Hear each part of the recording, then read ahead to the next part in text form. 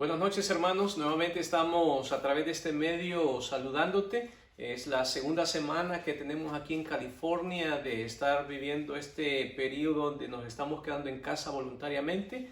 Soy Javier Chávez, pastor de Iglesia Osana en San Jacinto, California, y te doy la bienvenida por estar una vez más en la sintonía a través del Facebook o el YouTube por el cual me estás observando. Te agradezco de antemano por el tiempo que tomas para sentarte, escuchar la palabra y de alguna manera también meditar sobre lo que te estoy diciendo.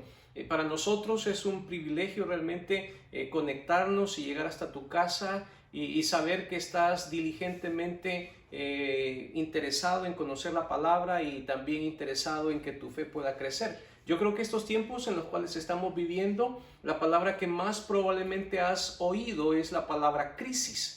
Y sé que la palabra crisis, aun cuando no es nueva para tu vocabulario o para tu conocimiento, ha tomado en estos tiempos una relevancia mayor de lo que de alguna manera su significado a través del tiempo ha tenido. Y creo que particularmente es por la condición de impotencia o de limitante ante la cual nosotros los seres humanos nos encontramos viviendo detrás de este virus llamado coronavirus, ¿verdad? Creo que es algo que no solo hemos oído las noticias a través del mundo, sino también algo que estamos viviendo en relación cercana a los lugares donde nos encontramos. Es por eso que yo quiero comenzar definiéndote quizás la palabra crisis, porque creo que de alguna u otra forma nos ayuda a tener una forma más amplia de poder comprender la forma en cómo nos afecta aquello ante lo cual nos volvemos impotentes. He encontrado algunas definiciones, pero una de las que más me ha gustado es esta.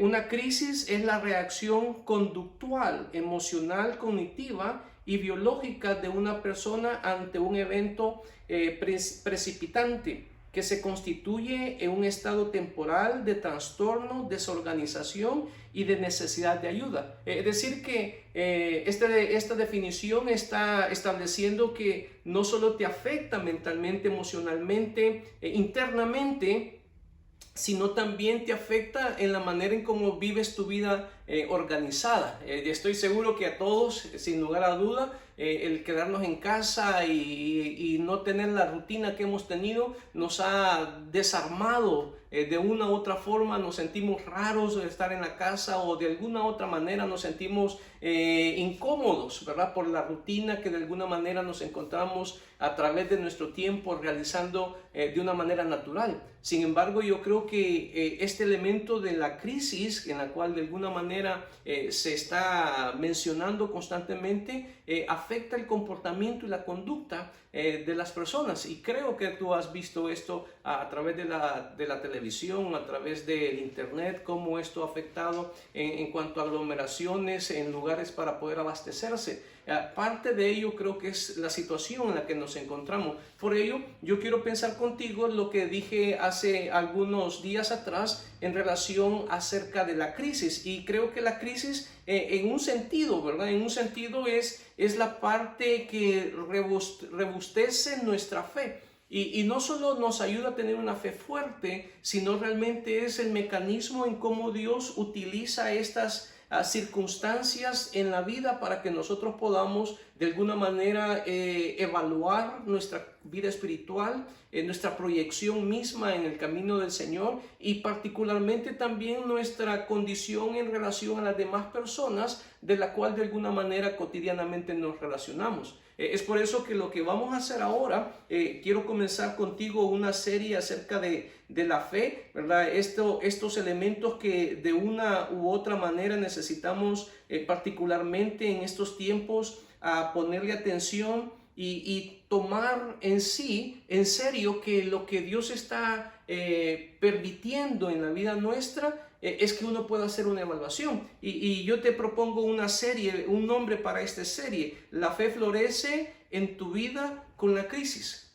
Yo creo que la fe, la manera en cómo crece es a través de las crisis. No hay otra manera, ¿verdad? No hay otra manera en cómo uno puede echar a mano de este recurso espiritual que está internamente en nosotros, que de alguna manera nos permite tener el estado emocional tranquilo, la mente clara y particularmente la relación con el Señor, que nos ayuda a tener esta serenidad ante las circunstancias en las cuales nos enfrentamos, independientemente de las circunstancias actuales. Estoy diciendo que cuando tú tienes una fe estable, que ha pasado diferentes circunstancias, te permite enfrentar el reto siguiente y el reto siguiente, pero a la vez te está dando peso o aplomo sobre tu vida espiritual. Y creo que es parte de este elemento sobre el cual de alguna manera estoy interesado en que podamos mirar. ¿Sabes? Hay una planta que crece en el Ártico. Una planta que se conoce como el clavel del Ártico. Es una planta que han descubierto hace algunos años sobrevivir ante las temperaturas que existen en ese lugar, pero también ha aprendido a generar mecanismos de defensa ante los rayos ultravioleta que son reactivos en relación a ese lugar por la intensidad que se presentan. Y esta famosa planta, el clavel del Ártico, desarrollando estos elementos internos, creo que ilustra también la forma en cómo las circunstancias difíciles externas en la vida del creyente hacen también el mismo elemento que esta planta genera para poder sobrevivir. Desarrollamos mecanismos de madurez, de fortaleza, de confianza, de una perspectiva totalmente diferente, y ante ello podemos de alguna manera vivir en estas circunstancias firmes. Es por eso que yo quiero animarte que tú mires las crisis no como el elemento donde Dios te ha abandonado o nos ha abandonado, no como el elemento donde Dios no le interesa la realidad humana o las circunstancias de la vida de las personas. Totalmente al contrario. Yo creo que lo que más a Dios le interesa es poder hacer florecer la fe de sus hijos en estos tiempos, para que ellos también puedan brotar, ¿verdad?, con hermosura de esta vida espiritual que se ha firmado en la fe en estas circunstancias. Y es por eso que yo quiero hoy invitarte a que puedas venir al libro de Daniel. En el libro de Daniel, el capítulo 3, si tú lo has leído en otras ocasiones, habrás podido notar que este capítulo está hablando de los tres amigos de Daniel. Estos jóvenes que aparecen en el capítulo 1 del libro de Daniel, donde hacen un compromiso de no contaminarse con la comida del rey y han decidido comer legumbres. En el capítulo 3 ahora solo aparecen estos tres amigos de Daniel, que tienen sus nombres en este capítulo 3 según el nombre que les ha dado Nabucodonosor, para que puedan ser distinguidos en relación a esta nueva identidad que Nabucodonosor está presentando. Y déjame contarte un poco la historia. Nabucodonosor ha creado una estatua, una imagen de él, obviamente enalteciendo su orgullo, que es una característica de Nabucodonosor en el libro de Daniel, y él ha venido y ha levantado un edicto para que, ante oír el sonido de tambores, de címbalos y toda una serie de instrumentos, la gente en ese momento pueda humillarse y reconocer a Nabucodonosor, entre comillas, como un dios. Sabes tú que en este contexto los reyes también tenían este elemento de creerse que eran seres divinos. Nabucodonosor no es la excepción. Nabucodonosor ha creado esta imagen y ha puesto a orden, ¿verdad? Déjame usar esta expresión, gubernamental o presidencial, de una manera impositiva, donde toda vez que se oiga esto, la gente va a tener que hacer un alto en su vida y va a tener que humillarse y reconocer la imagen, reconocer a Nabucodonosor como un dios o un ídolo en ese contexto. En esos momentos aparece en escena estos tres jóvenes que están no en contra, pero de alguna otra manera ellos no han salido a escena hasta que hay un grupo de personas inconformes del mismo grupo, ¿verdad?, de los cuales ellos pertenecen, han salido inconformes y le acusan ante el rey Nabucodonosor que estos tres hombres no quieren doblegarse ante el sonido de las bocinas, de los tambores y de las arpas y todo esto que de alguna manera representaba para toda la nación el momento donde tenían que reconocer la imagen de Nabucodonosor como el rey en ese momento. Entonces lo traen hacia él, y en el versículo 13, déjame comenzar la lectura ahí, desde el capítulo 3 de Daniel, el versículo 13, dice de esta forma, déjame leértelo. Dice el capítulo 3, voy a leer desde el versículo 13. Oye lo que dice, voy a leer una buena porción, así que si no tienes tu Biblia, ponme atención, y si la tienes, sígueme. Dice de esta manera: entonces Nabucodonosor dijo con ira y con enojo que trajesen a Sadrach, Mesach y Abednego. Al instante fueron traídos estos varones delante del rey, y habló Nabucodonosor y les dijo: es verdad, Sadrach, Mesach y Abednego, que vosotros no honráis a mi Dios, ni adoráis la estatua de oro que he levantado. Ahora pues, ¿estáis dispuestos para que al oír el son de la bocina, de la flauta, del tamboril, del arpa, del salterio, de la zampoña y de todo instrumento de música, os postréis y adoréis la estatua que he hecho? Porque si no la adorareis en la misma hora, seréis echados en medio de un horno de fuego ardiendo. ¿Y que Dios será aquel que os libre de mi mano? El versículo 16 dice: Sadrach, Mesach y Abednego respondieron al rey Nabucodonosor, diciendo: no es necesario que te respondamos sobre este asunto. He aquí nuestro Dios, a quien servimos, puede librarnos del horno de fuego ardiendo, y de tu mano, oh rey, nos librará. Y si no, sepas, oh rey, que no serviremos a tus dioses, ni tampoco adoraremos la estatua que has levantado. Entonces Nabucodonosor se llenó de ira y se demudó el aspecto de su rostro contra Sadrach, Mesach y Abednego. Ordenó que el horno se calentase 7 veces más de lo acostumbrado, y mandó a hombres muy vigorosos que tenían en su ejército que atasen a Sadrach, Mesach y Abednego para echarlos en el horno de fuego ardiendo. Entonces estos varones fueron atados con sus manos, con sus calzados, sus turbantes y sus vestidos, y fueron echados dentro del horno de fuego ardiendo. Y como la orden del rey era apremiante y lo habían calentado mucho, la llama del fuego mató a aquellos que habían lanzado a Sadrach, Mesach y Abednego. Y estos tres varones, Sadrach, Mesach y Abednego, cayeron atados dentro del horno de fuego ardiendo. Entonces el rey Nabucodonosor se espantó y se levantó apresuradamente. Dijo a los de su consejo: ¿no echaron 3 varones atados dentro del fuego? Ellos respondieron al rey: es verdad, oh rey. Y él dijo: he aquí yo veo 4 varones sueltos que se pasean en medio del fuego sin sufrir ningún daño. Y el aspecto del cuarto es semejante al hijo de los dioses. Entonces Nabucodonosor se acercó a la puerta del horno de fuego ardiendo y dijo: Sadrach, Mesach, Abednego, siervos del Dios Altísimo, salid y venid.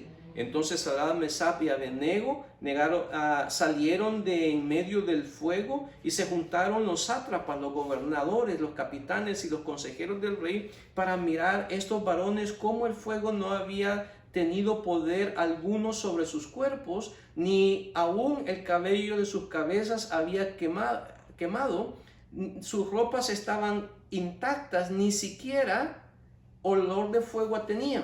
Entonces Nabucodonosor dijo: bendito sea el Dios de ellos, de Sadrach, Mesach y Abednego, que envió su ángel y libró sus siervos que confiaron en él, y que no cumplieron el edicto del rey, entregaron sus cuerpos antes de servir y adorar a otro Dios que su Dios. Por lo tanto, decretó que todo el pueblo, nación o lengua que dijere blasfemia contra el Dios de Sadrach, Mesach y Abednego sea descuartizado y su casa convertida en muladar, por cuanto no hay Dios que pueda librar como este. Entonces el rey engrandeció a Sadrach, Mesach y Abednego en la provincia de Babilonia. Es una historia muy interesante, no tanto por el hecho milagroso que se da en estas circunstancias. Yo creo que los milagros no es una cuestión en la cual cuestionamos si se dan o no, pero una de las cosas sobre las cuales creo que estamos muy interesados en esta noche es mirar cómo la fe de estos jóvenes, que no conocemos mucho la edad, pero la fe de estos jóvenes está de alguna manera amenazada, pero bajo la crisis de alguna forma muestran estos elementos que caracterizan a las personas donde su fe está firme.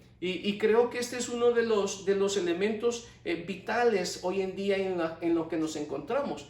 Digo por las circunstancias en las que nos encontramos, no tanto porque sea un elemento que se haya desestimado a través del tiempo. No, yo creo que es un elemento sobre el cual muchas veces en diferentes formas de la vida personas pasan circunstancias diferentes. Alguno está enfermo de alguna situación difícil en su cuerpo, algún cáncer, algún tumor, alguna situación que padece, que a través del tiempo le ha llevado a mostrar su debilidad, y a través de estas cosas muchas personas, no en un sentido general como hoy que nos encontramos viviendo. Yo diría que hoy casi estamos en sintonía con el dolor, con la tristeza, con el duelo, con las circunstancias en las cuales de alguna manera personas que no conocemos en el otro lado del mundo, en otro contexto, están sufriendo las situaciones que nosotros estamos viviendo. Es decir, que tenemos de alguna manera un elemento simétrico que nos hace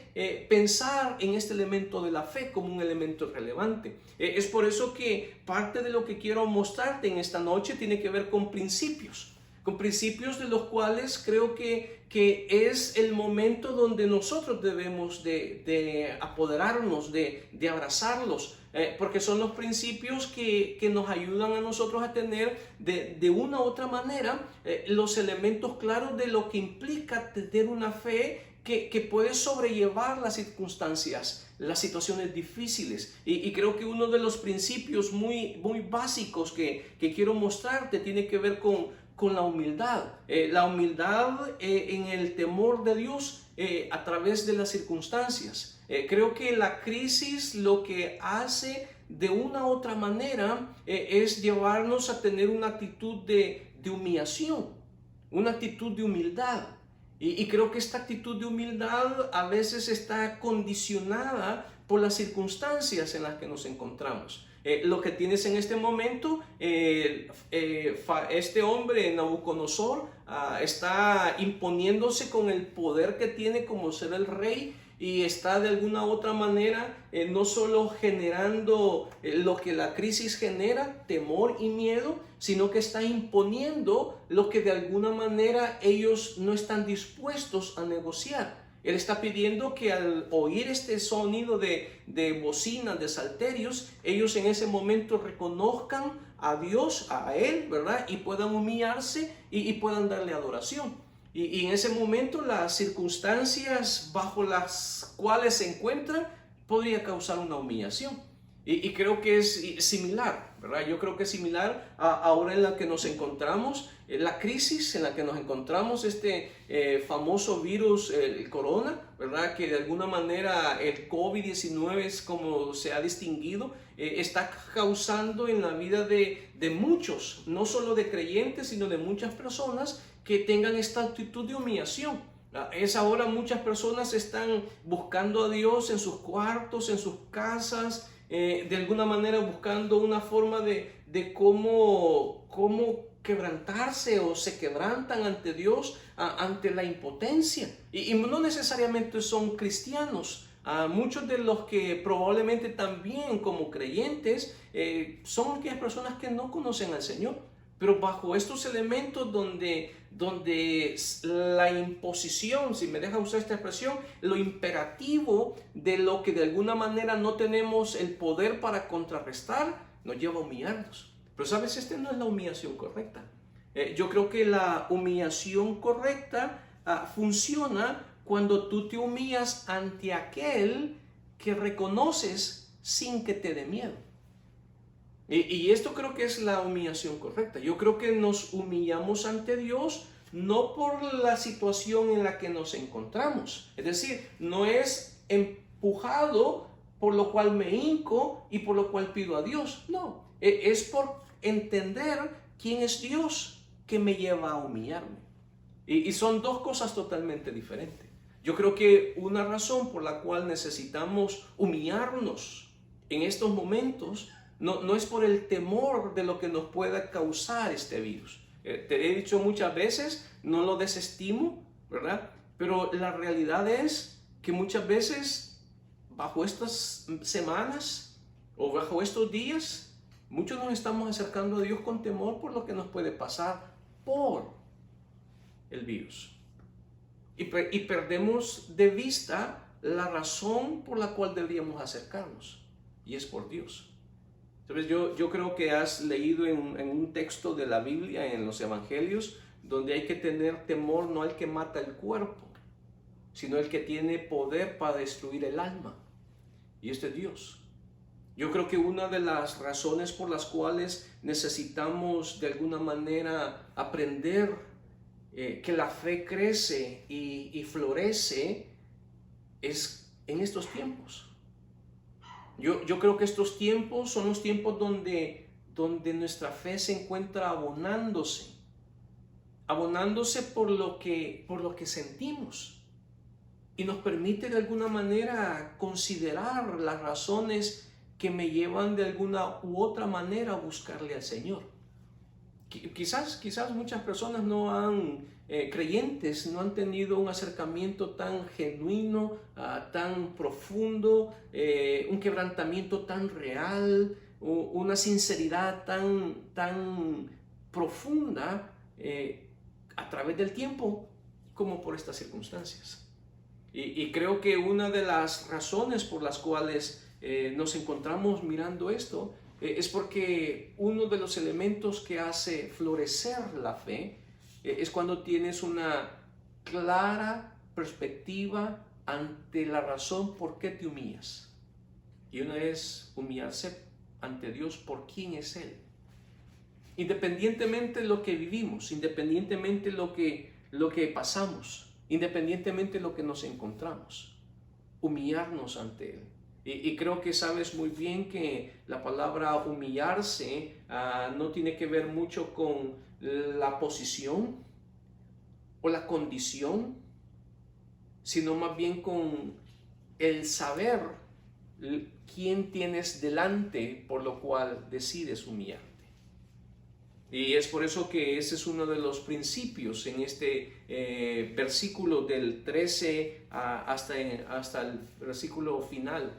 Pero déjame mostrarte un principio más. Déjame mostrarte cuando Nabucodonosor está presentando que si ellos no adoran al sonido de las bocinas, él va a hacer algo. Y él dice al final del versículo, déjame leer el versículo 16, y dice a Sadrach, Mesach y Abednego, leo el versículo 15, la última parte. Y dice, os postraréis y adoréis la estatua que he hecho, porque si no la adorareis, en la misma hora seréis echados en medio de un horno de fuego ardiendo, y que Dios será aquel que os libre de mis manos. Mira el versículo 16, que es el segundo principio donde quiero mostrarte. Dice, Sadrach, Mesach y Abednego respondieron al rey Nabucodonosor diciendo, no es necesario que te respondamos sobre este asunto.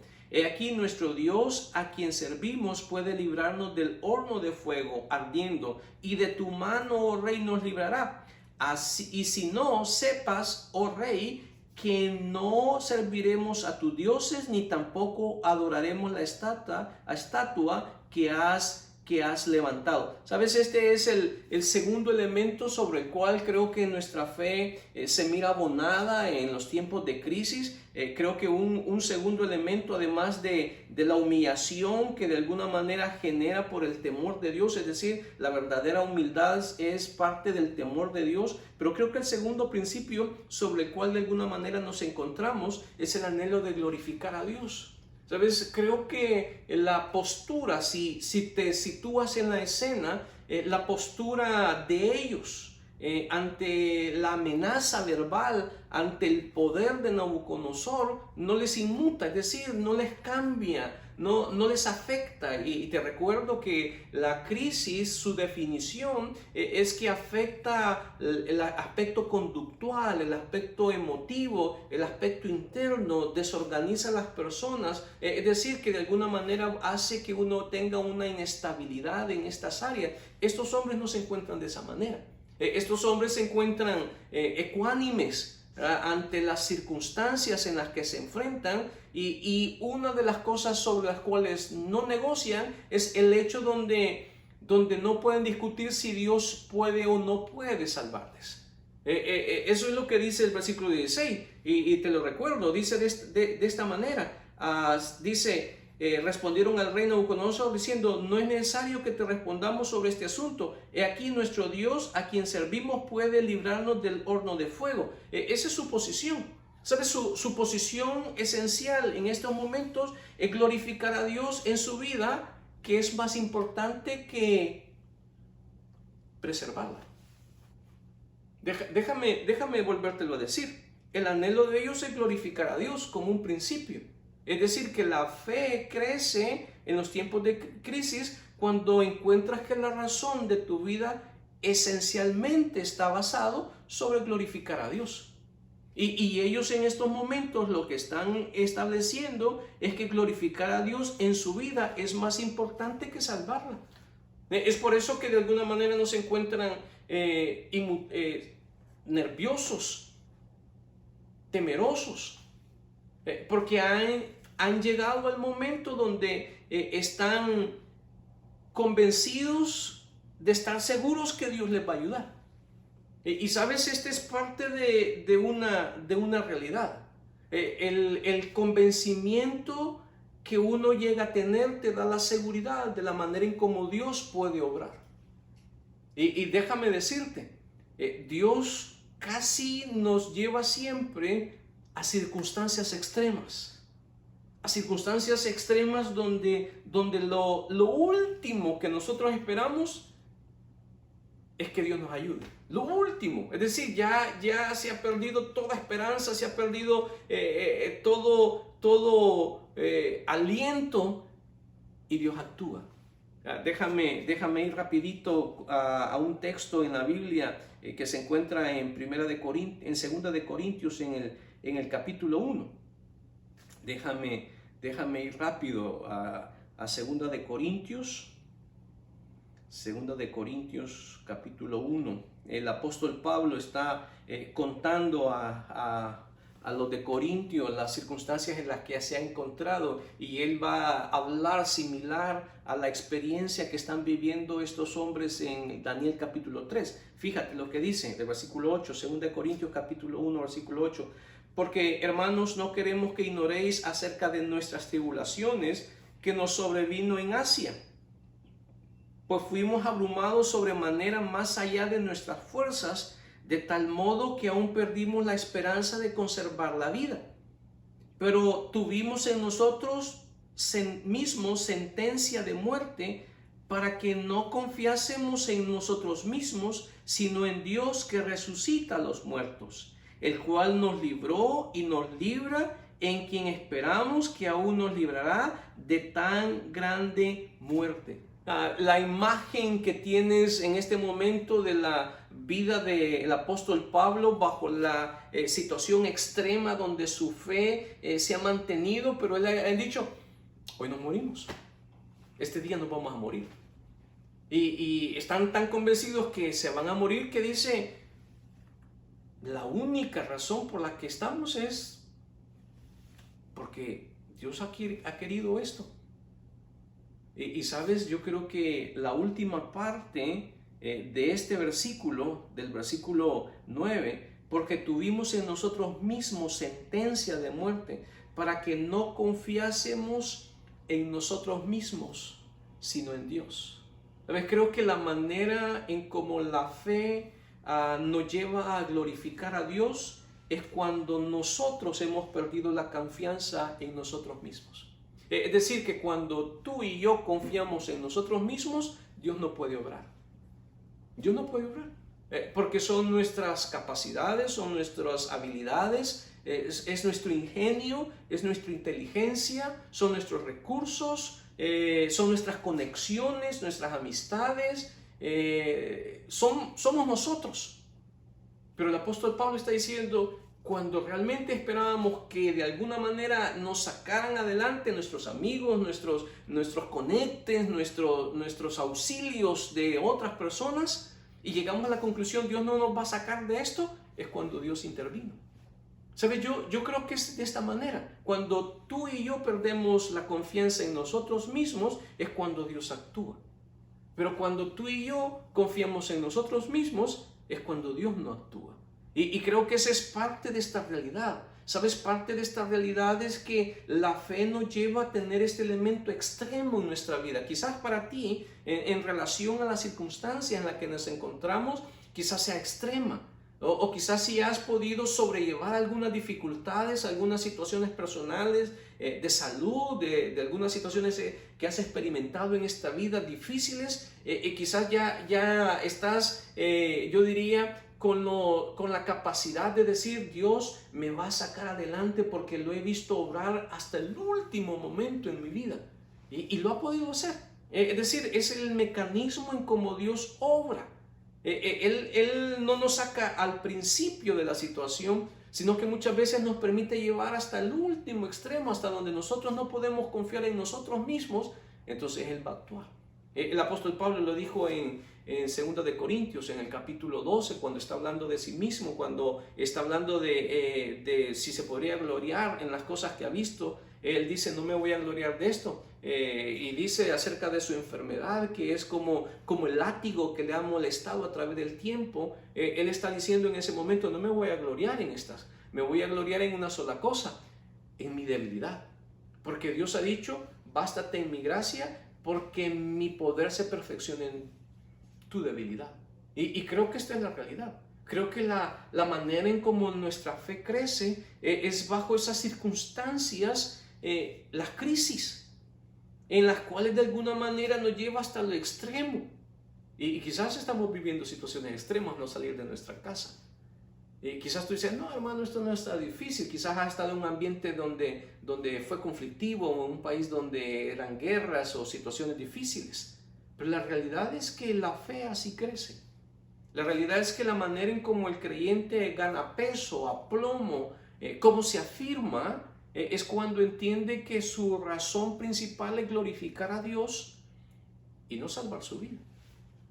¿Sabes? Es por eso que yo te propongo que veas de otro ángulo las personas que a través del tiempo han venido luchando con una enfermedad, quizás con un cáncer, con un tumor, quizás con una circunstancia renal o con una situación, y que de último mueren. Y han acuñado algunas frases. Perdió la batalla contra el cáncer, contra el tumor o contra una situación renal. ¿Sabe? Yo creo que el creyente que a través del tiempo ha podido mantenerse firme, ha podido crecer, ha podido esperar y confiar en el Señor hasta la última parte, y el Señor no obró. Como dice este texto en el capítulo 3 de Daniel, y si quieres venir conmigo al capítulo 3, déjame decirte en el versículo 16, y dice, y respondieron al rey Nabucodonosor diciendo, no es necesario que te respondamos sobre este asunto. He aquí nuestro Dios, a quien servimos, puede librarnos del horno de fuego ardiendo, y de tu mano, oh rey, nos librará. Y si no sepas, es decir, si Dios no lo quiere así, esa es la parte en la cual nuestra fe se sostiene. No es porque yo quiero, es porque yo estoy con el propósito de glorificar a Dios. Y si he de glorificar a Dios en vida o de glorificar a Dios en muerte. Es lo que dice Pablo, si vivimos para el Señor vivimos, y si morimos para el Señor morimos. Sea pues que vivamos o muramos, del Señor somos. Es por eso que una de las razones sobre las cuales las personas cuando tienen estas enfermedades que se dice que perdieron la batalla contra X enfermedad, yo te propongo que no han perdido la batalla.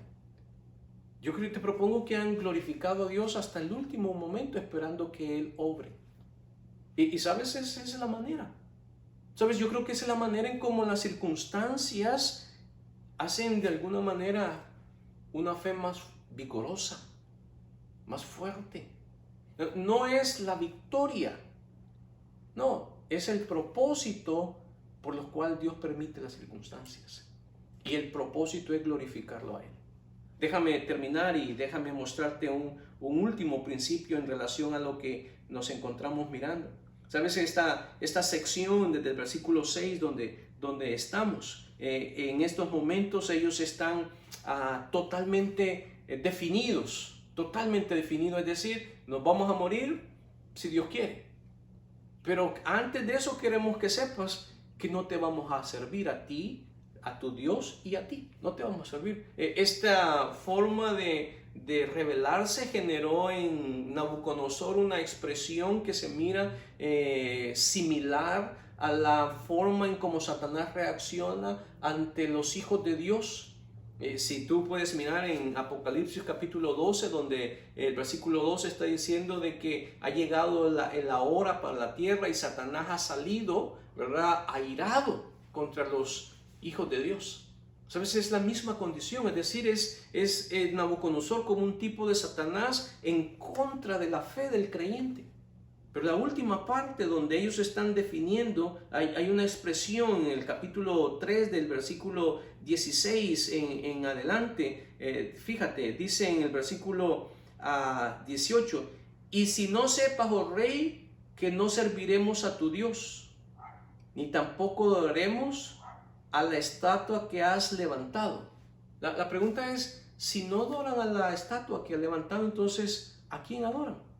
Obviamente a Dios. Ellos se definen en el versículo 16. En el versículo 16 dice, y nos librará, y si no sepas, oh rey, que no serviremos a tus dioses. ¿Sabes? El versículo define que ellos son siervos de Dios. Es decir, que el tercer principio que nos ayuda a que nuestra fe abone para crecer bajo las crisis, no solo tiene que ver con la humildad correcta ante Dios, la razón por qué nos humillamos correctamente ante Dios, sino también con el otro elemento donde glorificamos a Dios como un propósito esencial de nuestra vida.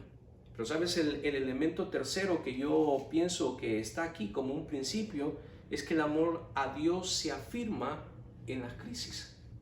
Yo creo que este es el mejor momento en que nos encontramos para poder definir realmente cuánto amamos a Dios. No por la razón que nos encontramos, sino más bien la razón que nos lleva a buscarle a Él. Y creo que esta es la razón esencial, el amor que tenemos hacia Dios. ¿Sabes? El amor hacia Dios es lo que de alguna u otra manera define nuestro sentido de rumbo. Nuestro esencial interés sobre Él.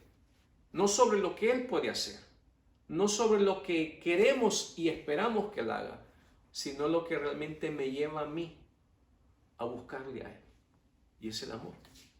¿Sabes? Este es lo que de alguna manera definen a ellos y dice, servimos. Al Dios a quien servimos. Esta palabra servir es la misma palabra que aparece en primero de Samuel, cuando Ana, esta mujer, está orando por un hijo y dice, si me lo das, te lo voy a dedicar. ¿Sabes? Este es el concepto de servir. El concepto de servir es la dedicación a. Es como que tú tengas un jarrón en tu casa, un florero, y es tan bonito que tú le has designado un lugar. Y ese lugar que le has designado, le has dedicado exclusivamente para que tenga flores. Y esa es la expresión, dedicar. Ellos han sido dedicados a Dios. Su intención principal es servir a Dios. Pero yo creo que tú sabes que el servir a Dios es el resultado del amor que tienen, o tenemos, o se tiene a Dios. Y una de estas razones principales es la que se encuentra en estos momentos. Ellos están definiendo que su razón principal por la cual se encuentran ante Él, convencidos de que están seguros que Dios va a actuar, es porque le aman a Él. Y su amor a Él no es cuestionable.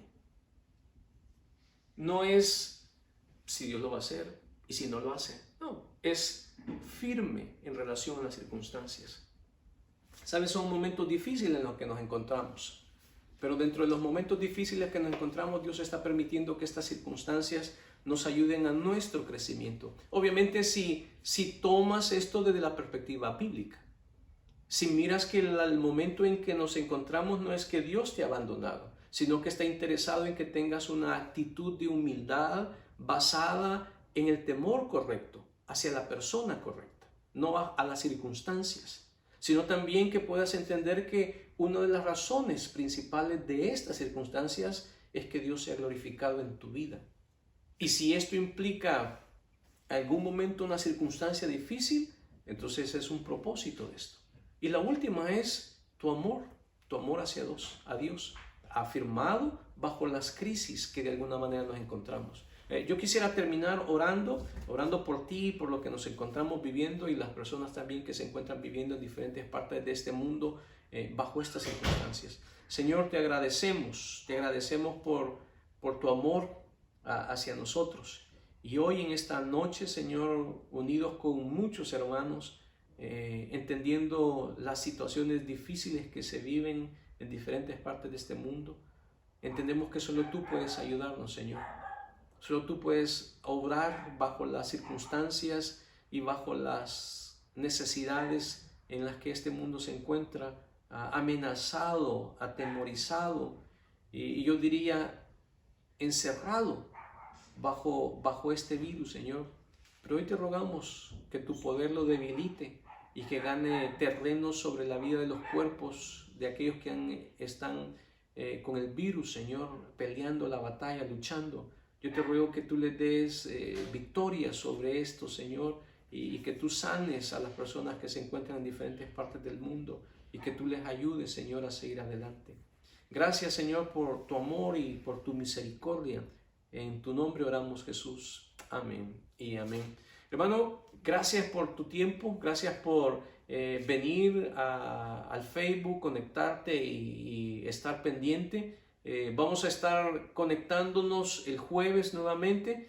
Hoy tuvimos problemas para conectarnos en el tiempo que decidimos y es por eso que quizás estás viendo esta grabación al final ya, quizás de lo que estamos haciendo en esta noche. Yo quiero animarte que tú puedas ir a YouTube y mirarlo ahí o en Facebook, ¿verdad? Darle compartir, es algo que te estamos pidiendo. Probablemente hay familiares tuyos, amigos tuyos, vecinos tuyos que probablemente no puedan venir a nuestra iglesia en los días normales. Pero yo te animo que les compartas, que les mandes esto a través del Facebook y permitas que esto pueda llegar hasta su casa. Es tu iniciativa, ¿verdad? Así que yo te pido, ¿verdad?, que nos mantengamos orando. Estamos orando unos por otros y te doy las gracias por estar constantemente intercediendo no solo por nuestra iglesia, sino por aquellos también que de alguna manera se encuentran en situaciones difíciles. Dios te bendiga. No olvides, estamos en las manos de un Dios que nos ama.